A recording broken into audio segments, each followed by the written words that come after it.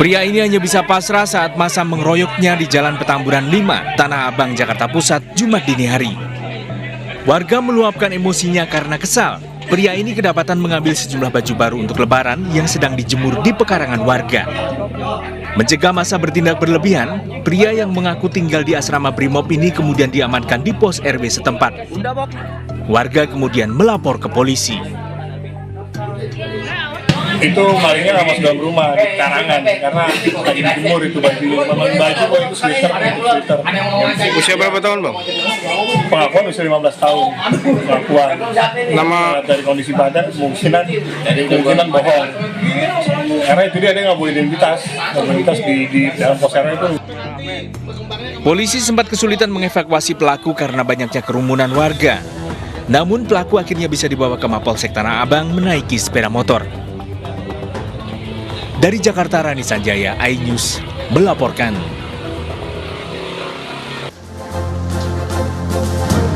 Memilukan, seorang anak disabilitas di Banyuwangi, Jawa Timur menunggu jasad ibunya selama 4 hari di dalam kamar.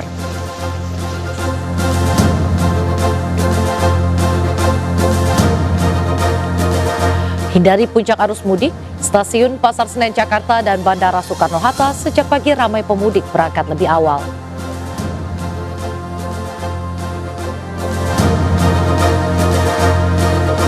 Kami ajak Anda ke Little Bangkok di Pasar Tanah Abang, surganya berburu baju lebaran.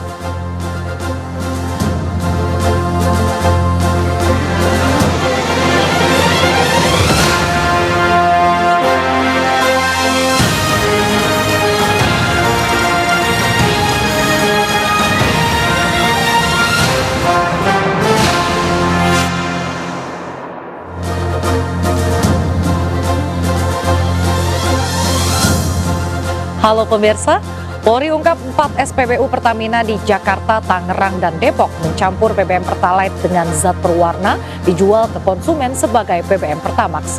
Saya Raisa Nadia, inilah Seputaran News Siang selengkapnya.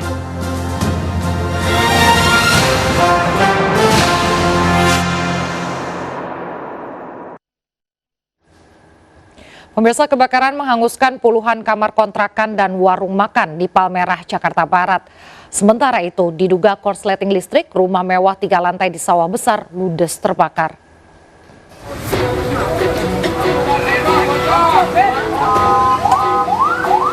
Tim damkar berusaha memadamkan kebakaran yang menghanguskan sebuah rumah mewah 3 lantai di Jalan Rajawali Selatan, Sawah Besar, Jakarta Pusat. Besarnya kobaran api sempat menyulitkan proses pemadaman.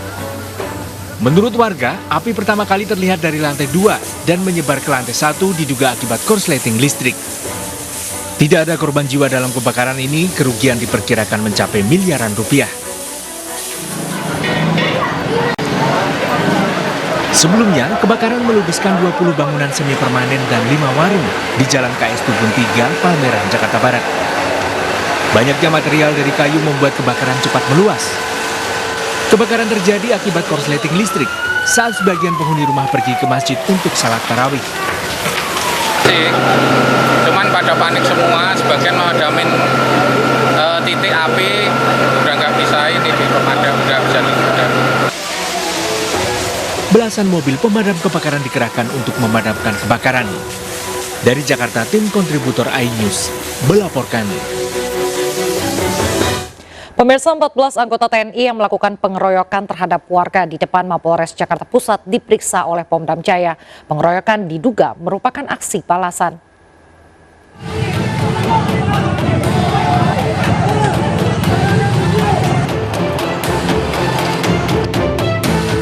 Kericuhan terjadi di depan Mapolres Metro Jakarta Pusat, Kamis dini hari. Sekelompok anggota TNI melakukan pengeroyokan terhadap 4 orang warga hingga mengakibatkan keempat warga tak sadarkan diri. Pengeroyokan ini diduga merupakan aksi balasan. Sebelumnya seorang prajurit TNI, Prada Lukman, dianiaya warga di kawasan Pasar Cikini pada Rabu sore. 3 pelaku penganiayaan terhadap Prada Lukman telah ditetapkan sebagai tersangka. Ada pedagang yang memiliki anak seorang TNI, kemudian bersama Prada Lukman ini datang ke rumahnya Odi gitu ya. Kemudian terjadi cekcok mulut, diteriakin maling, akhirnya warga keluar melakukan pengeroyokan, 4 orang berhasil melarikan diri, 1 Prada Lukman ini karena motor tertinggal akhirnya menjadi korban pengeroyokan warga. Ya, kita akan hukum maksimal seberat-berat ya, pasal penganiayaan, mungkin juga akan berakibat pada pemecatan dan sebagainya. Dari Jakarta, Rani Sanjaya, iNews melaporkan.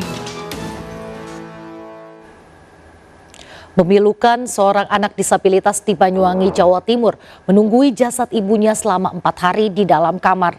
Warga pun terpaksa membuka paksa pintu rumah karena bau menyengat.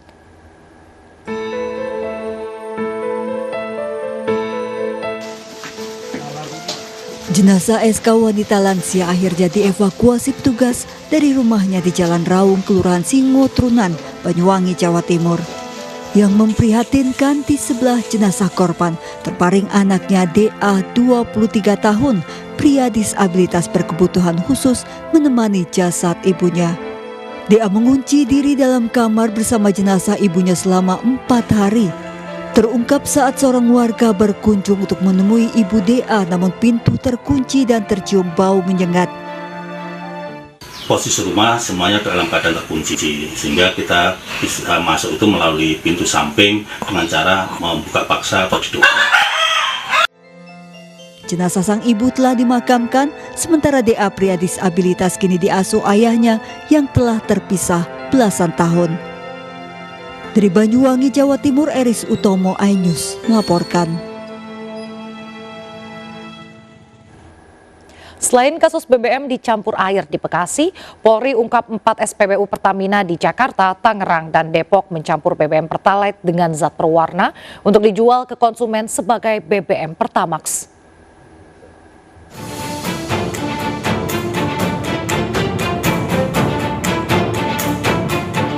Mabes Polri kembali mengungkap penyimpangan penjualan BBM di SPBU Pertamina.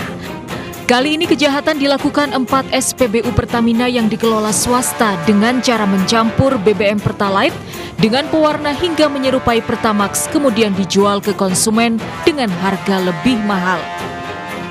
Keempat SPBU tersebut adalah SPBU Jalan Cokro Aminoto nomor 8 Ciledug, Tangerang, Banten, SPBU Jalan Hasyim Asyari Cipondoh, Tangerang, Banten, SPBU Jalan Arteri Kelapa II Raya Kebonjeruk, Jakarta Barat, dan SPBU Jalan Raya Bogor Cimanggis, Kota Depok.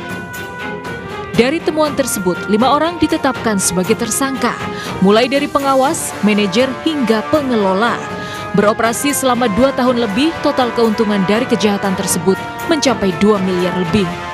Kalau kita hitung nih ya, harga dari BBM Pertalite adalah 10.000 per liter, sedangkan BBM Pertamax adalah 12.950. Jadi ada disparitas harga hampir 3.000. Mabes Polri menyita barang bukti 30.000 liter BBM Pertamax palsu, zat pewarna, dan dokumen penjualan. Dari Jakarta, Steven Patinama, iNews melaporkan.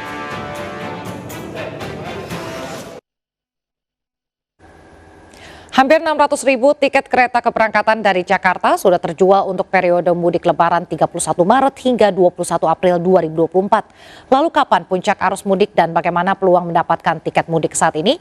Sudah ada Disti Arifa di Stasiun Pasar Senen. Disti, silakan dengan laporan Anda.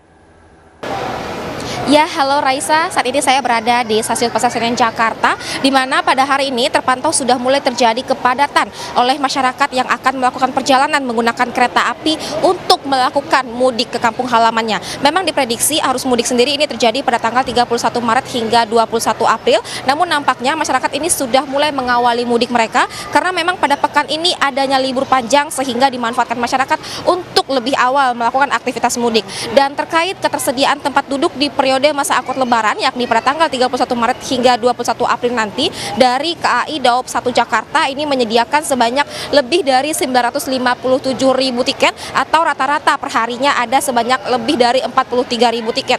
Dan hingga saat ini sudah habis terjual sebanyak lebih dari 595.000 tiket, yang kalau kita rata-ratakan perharinya ini adalah 27.000 tiket. Sehingga ini sudah tidak banyak lagi lagi yang tersisa pada periode tersebut, yakni diantaranya kurang lebih ada sebanyak 369.000 tiket. Kemudian dari KAI Daup 1 Jakarta ini juga menyampaikan bahwa puncak arus mudik sendiri ini terjadi pada tanggal 8 April 2024 nanti, yang mana pada tanggal tersebut tercatat sebanyak lebih dari 41.000 tiket yang sudah terjual. Kemudian disusul pada tanggal 9 April yang di tanggal itu sudah laku terjual sebanyak lebih dari 40.000 tiket. Sehingga dihimbau ini kepada masyarakat yang akan melakukan perjalanan menggunakan KA untuk menghindari tanggal-tanggal tersebut, dan dihimbau agar melakukan perjalanan pada tanggal 31 Maret hingga tanggal 3 Maret karena pada tanggal tersebut masih tersedia sebanyak kurang lebih 40% hingga 61% ketersediaan tempat duduk. Demikian Raisa. Terima kasih Disti atas laporan Anda, selamat bertugas kembali. Pemirsa, selain pemudik kereta, lonjakan pemudik pesawat juga terjadi di hari ini bertepatan dengan libur panjang akhir pekan. Sejak pagi tadi, ribuan calon penumpang pesawat tiba di Terminal 2 Bandara Soekarno-Hatta untuk mudik dan berlibur. Antrian terjadi di counter check-in dan ruang tunggu bandara. Memanfaatkan libur panjang, pemudik mengaku sengaja pulang lebih awal, menghindari lonjakan harga tiket pesawat di periode puncak Lebaran. Tujuan favorit mudik dan liburan diantaranya Surabaya, Medan, dan Bali.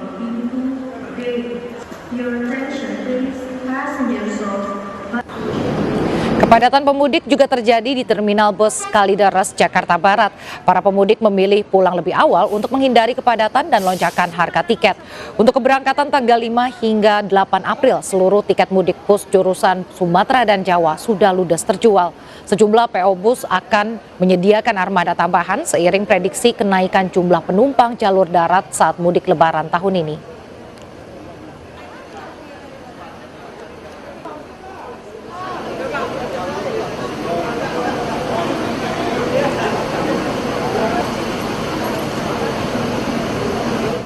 Pemirsa, jelang Hari Raya Paskah hari Minggu mendatang, ratusan umat Katolik di Gereja Santo Nikodemus Ciputat, Tangerang Selatan hari ini mengikuti ibadah Jumat Agung. Pihak gereja juga menggelar visualisasi Jalan Salib. Ratusan umat Kristiani berkumpul sejak Jumat pagi untuk mengikuti visualisasi Jalan Salib atau kisah sengsara Yesus Kristus dalam peristiwa salib. Secara teatrikal, beberapa jamaah memvisualisasikan kisah Yesus Kristus. Dimulai saat Yesus dijatuhi hukuman mati hingga peristiwa Yesus di kayu salib. Visualisasi ini bertujuan untuk mengenang pengorbanan Yesus Kristus sekaligus pesan agar para umat senantiasa menjalani kehidupan dengan kesabaran dan keikhlasan.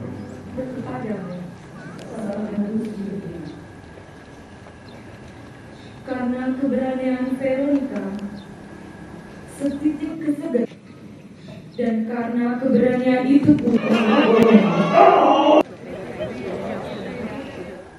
Pemirsa, kami ajak Anda ke Little Bangkok di Pasar Tanah Abang yang menjadi surganya berburu baju Lebaran. Sejak pagi tadi, pembeli ramai memadati Little Bangkok berburu baju Muslim.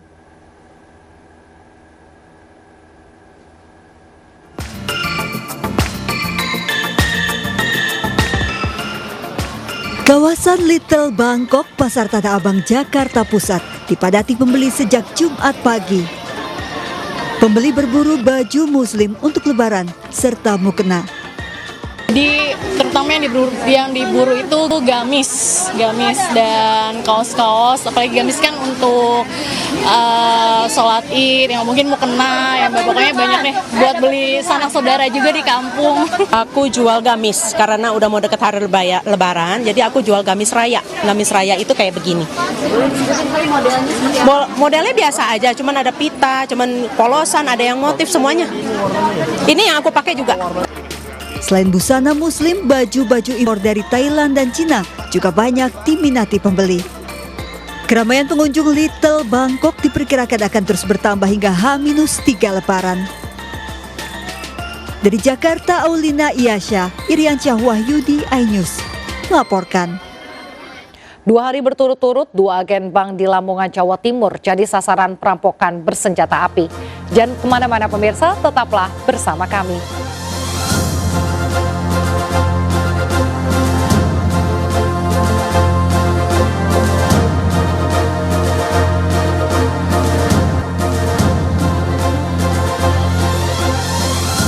Terima kasih masih bersama kami. Pemirsa, 2 hari berturut-turut, 2 agen bank di Lamongan, Jawa Timur jadi sasaran perampokan bersenjata api. Perampok menodongkan pistol ke karyawan agen bank di Kecamatan Turi, Lamongan. Pelaku membawa kabur ponsel karyawan. Aksi perampokan juga dialami agen bank di Kecamatan Sugio. Polisi masih mendalami apakah kedua pelaku merupakan orang yang sama.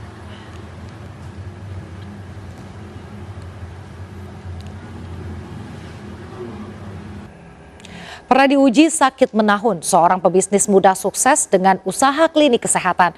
Doa dan ridho ibu kunci meraih keberhasilan. Berikut kisahnya dalam seputar Ramadan bisnis muslim milenial.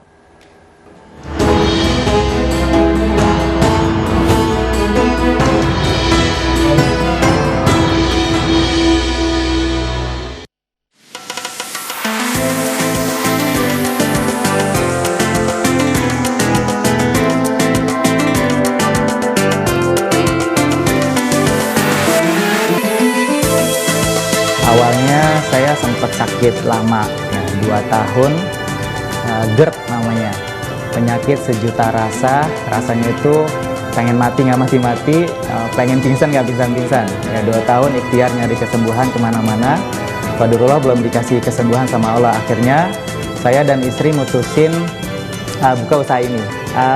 Qadarullah ya, ketika kita fokus nggak mikirin diri sendiri, mikirin orang lain, nyahatin orang lain, malah Allah nyahatin saya. Pernah sampai kita bangun sampai 23 cabang warung sehat dari Aceh sampai Gresik. Nah, qadarullah tiba-tiba di cabang yang ke-24 kita drop ya. Kita tutup hampir 80%-nya, sisa tinggal 3 cabang. Akhirnya kita coba muhasabah. Waktu itu saya ingat banget, setiap buka cabang saya selalu minta izin sama ibu ya, sama orang tua. Bu, izin ya buka cabang yang kedua, ketiga, keempat dan seterusnya. Sampai di cabang ke-24 itu saya ngerasa udah biasa gitu, udah biasa sebulan bisa buka 1-2 cabang. Sampai akhirnya Allah ngingetin, ternyata sukses saya itu bukan karena jagonya saya, bukan karena pinternya saya, bukan karena hebatnya saya atau ilmunya saya, tapi salah satunya adalah doa dari ibu saya. Tolong hancurin, dari situlah saya sadar. Akhirnya 3 cabang yang tersisa itu kita dikasih petunjuk sama Allah, bukan toko herbal tapi klinik. Akhirnya kita ngembanginlah dengan konsep pengobatan Nabi ya, pijat, bekam, ruqyah, gurah, macam-macam, yang akhirnya 3 cabang kita ini omsetnya bisa lebih besar daripada omset yang 24 cabang. Setiap pagi ada program namanya TDS, Tilawah Duha Sedekah. Jadi pahala duha saya setiap pagi bisa lebih dari 8 rakaat ya, 50 kali 2 ya berarti 100 rakaat setiap pagi. Belum sedekahnya mereka, belum tilawahnya mereka, belum kebaikan mereka ketika mereka bisa jadi perantara kesembuhan banyak orang. Itu jadi kebahagiaan tersendiri ya. Kami Ramadan ini kami manfaatkan untuk siar. Konsep ini bisa dirasakan oleh banyak orang. Hampir setiap hari kita live lewat IG dan TikTok. Kita jelasin bekam, habatus soda itu apa, memahami bahwa tubuh kita bukan hanya fisik aja, tapi ada pikiran, emosional, dan spiritual. Ya, jadilah pengusaha, niat bahagiain banyak penduduk bumi, insya Allah penduduk langit dan alam semesta akan mendukung kita, bahagiain kita, insya Allah. Eksekutif Chairman MNC Group, Haritanu Sudibyo bersama Menteri Perhubungan dan Kakor Lantas Polri melepas tim liputan iNews Media Group untuk arus mudik dan balik lebaran 2024 di iNews Tower, Jakarta Pusat. Ratusan jurnalis akan ditugaskan untuk menghadirkan informasi situasi mudik di berbagai jalur yang dilalui masyarakat.